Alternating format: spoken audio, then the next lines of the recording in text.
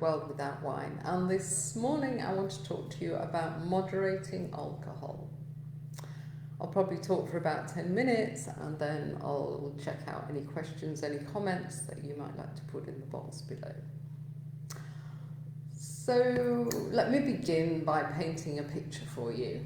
A picture of a moderator, a true moderator. A moderator might go to a wedding now and again and have a glass of champagne to toast the bride. Or a moderator might go to a really good restaurant and have a special glass or even two of red wine. What a moderator won't do is drink alone. A moderator certainly isn't going to drink more than 2 glasses of wine at a time. A moderator doesn't have blackouts or hangovers, and in fact, alcohol isn't really on the radar of a moderator.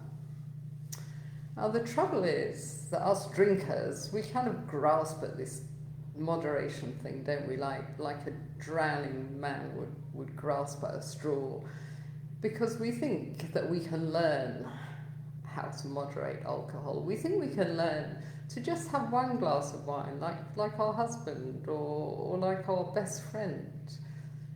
Surely we can learn that. So then we don't have to be worried about our drinking habits. But the problem with this kind of thinking is that it keeps you in a trap. It keeps you in what I call the moderation trap, because I was stuck in this place for a decade, for 10 years.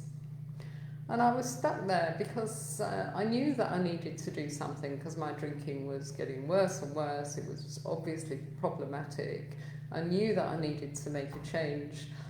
But I just couldn't work out how, because all these voices kept coming into my head, all these questions, how am I going to cope with restaurants? How am I ever going to enjoy myself? What does it mean for my social life? I'll never be able to go to a party. I'm going to lose all my friends, etc., etc. So that kept me stuck. It meant that the thought of giving up completely was not an option for me. I would have to learn to moderate. So I did try to moderate, and I tried very hard. And I would be able to do it, as many people in our community find they're able to do it, for 2 weeks, maybe 3 weeks, but gradually it builds up. And then you're back where you started, and in some cases you're worse than when you started. So some of us, we just can't moderate.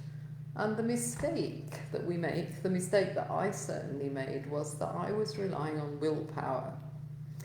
Now, there's been fascinating research quite recently about willpower. Just Google and you can read the papers about it.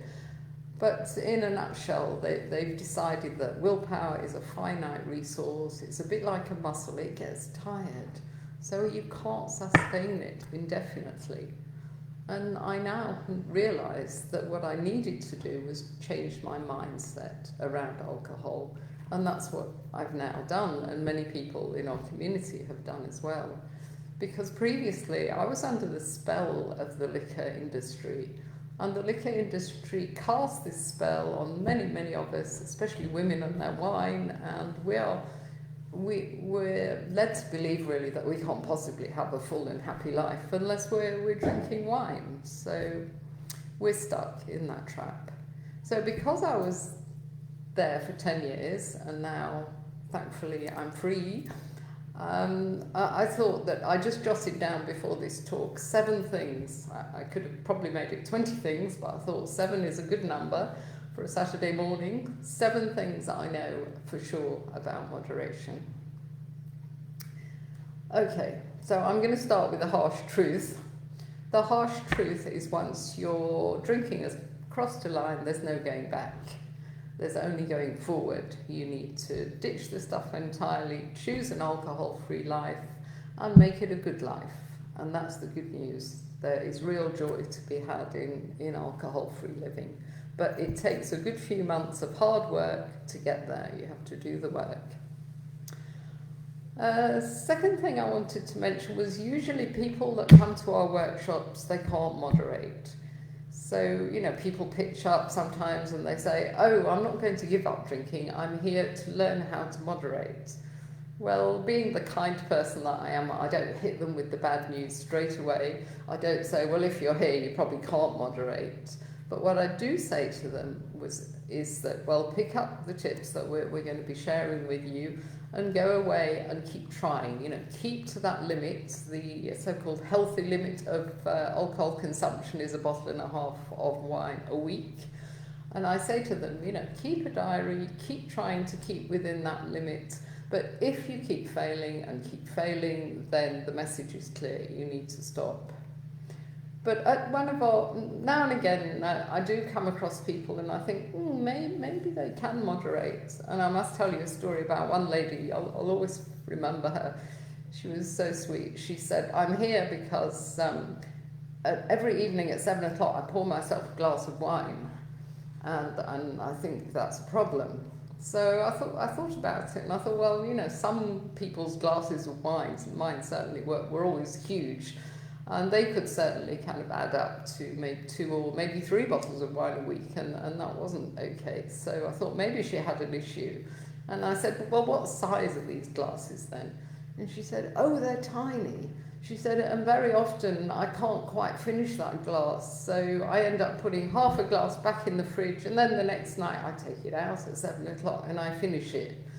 So my thinking around her was, okay, you'll be able to moderate very easily, because, you know, she's one of these mysterious people that is able to take it or leave it. She's not addicted in any way.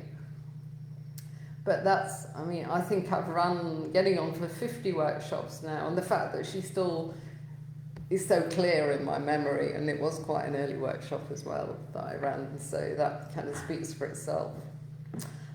So point number 3, amnesia.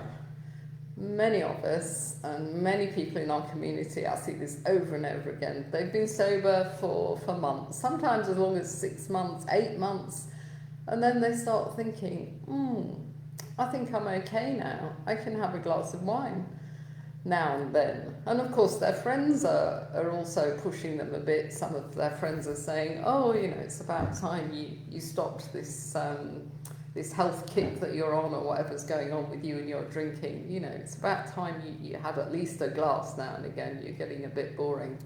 So the combination of, you know, your thoughts and your friends' pressure, and of course the endless marketing we're subjected to, many people end up drinking again. And that is why we encourage people to always write a why list. Why are you doing this? And look at it over and over again. And maybe keep a blacklist as well of all the things that went wrong when you were drinking, and that's something you need to look at regularly, because we do get amnesia. We forget how bad it was. So that brings me to point 4, which is, I wanted to highlight Claire Pooley's Bunny blog, which is a blog that Claire Pooley, author of the Sober Diaries, she wrote, and it went viral. It's fantastic. I never tire of reading it. I will post it on this page. But in a nutshell, Claire says that sobriety is like a beautiful sunny field in the country full of fluffy bunnies. And she said to get to this field, the problem is we have to cross, you know, many muddy fields, excuse me, muddy fields, treacherous fields, maybe fields with rats in, and it's really difficult to get there. But if we can just keep going and keep going, we'll get to that bunny field. But what happens when we're moderating, is that we'll get a certain way towards it, and then we'll fall off and everything will go pear-shaped again. So the message is keep going until you reach that bunny field. The 5th point I wanted to make about moderation is that I do see it these days as contemplation. You know, when you have a big decision to make, maybe you're moving house or moving countries or getting married or getting divorced, you don't just decide to do that instantly. You have to reflect and think about it, and it's part of a good decision-making process. So I think this moderation is, in a way, contemplation, because you're playing with the whole thing. You're trying to stop, you can't stop, and eventually you will accept if you are one of those people, of course, you will accept that you have to stop.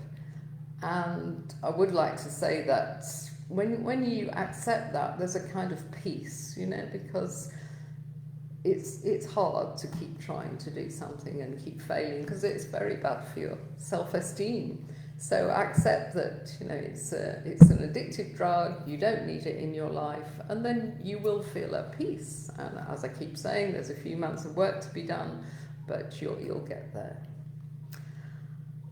Number 6, just to mention why we call our workshops How to Moderate or Quit. We're not trying to trick anybody, because by now that I feel that people that come to the workshops probably can't moderate. But because I feel it's part of the journey, because I feel it's contemplation, then we're very happy to welcome people who think that they want to moderate, and they will be able to moderate. And maybe sometimes they're like this lady with half a glass of tiny wine that she put back in the fridge. She's a legend now in my mind, that lady. The 7th thing, well, because I started with a harsh truth, I thought I would finish with a lovely secret to share with you. It took me a long time to discover this, but the secret is that it is so much easier to ditch alcohol completely than it is to try to control it. Always remember that 20% of social drinkers will become dependent over the years on alcohol. I was one of that 20%, maybe you are as well. But if we are, then we're going to always struggle to control it. It is far easier just to get it out of your life. And one of the wonderful things is it clears the mental space. I used to spend hours thinking, oh, wow, it's only Wednesday and I've already had 13 units. How am I going to spend my last unit? And I'm going to a party tomorrow and maybe I should make an excuse and not go. It's crazy. There's so many more interesting things to think about in life. So that's pretty much my 7 points. Another thing that I know for sure is that if you do want to make a change to your relationship with alcohol, it's almost impossible to do it alone. If I'd have realised during my decade that there was help available, then I would have got it and I would have connected with other people, because that's the magic. Once you meet other people that have this same issue, you can all support and encourage each other. And we've built the most awesome community at World Without Wine, and we love welcoming new people. So just go to worldwithoutwine.com and you'll find all the info about membership on there. And we're also running a Zoom workshop on the 29th of August, so if you want to book on that, the info is on the website as well. So I think that's everything that I wanted to say for today. So let me see if anybody's made any points. Oh, I see my friend Lynette and Diane. Hi, Di. Lovely to see you. I hope you're coming to the Zoom chat later. We need to know how you're doing. Yeah, Lynette agrees with the mental space. And Fluffy Bunny, yes, we love our Fluffy Bunnies. We've got this whole kind of lexicon now at World Without Wine. In fact, there's another one I must share with you now because it's relevant. I think episode 9 of our podcast is called Goodbye to Alcohol. I hope you've discovered it. Episode 9, I'm talking to Mariki. And Mariki, fell in this trap of being sober for months and thinking I can manage a glass, and it all went very downhill very quickly. And Marika came up with this fabulous phrase that we use now, and it's, there's no such thing as moderation, only escalation. Absolutely spot on, Mariki. Thank you for that. Who have we got? Oh, Sandy. Hi, Sandy. Indeed, it is hard, but I like Claire Pooley's kind of analogy. We need to keep trudging through the mud, and it's pretty miserable for a few months, and then life is full of sunshine and bunnies. If you're allergic to bunnies, this analogy probably doesn't work, but it works for lots of us. Yes, as Lynette. Yes, Sandy, you just said it's so hard to do this, and indeed it is. And Lynette has this lovely story, true story. She asked her coach, she told her coach that she was finding the journey to sobriety really, really hard. And her coach said, well, what's wrong with heart? And indeed, you know, heart is how we grow. And there's a wonderful podcast from Oprah Winfrey, you know, this Soul series, and I think she's with Glendenning Doyle. I always say her name wrong, but you probably know who I mean. And this lady is talking about addiction, and she said, the trouble is we get so used to using the easy button, as she calls it, because the easy button means that, oh, you know, I'm not feeling good, I'm feeling sad, or I'm feeling depressed. I'll just have a glass of wine and then I'll feel better. But we need to get in touch with those feelings, because, you know, feelings are signposts from the soul. We need to know. They're probably telling us that we need to make a big change.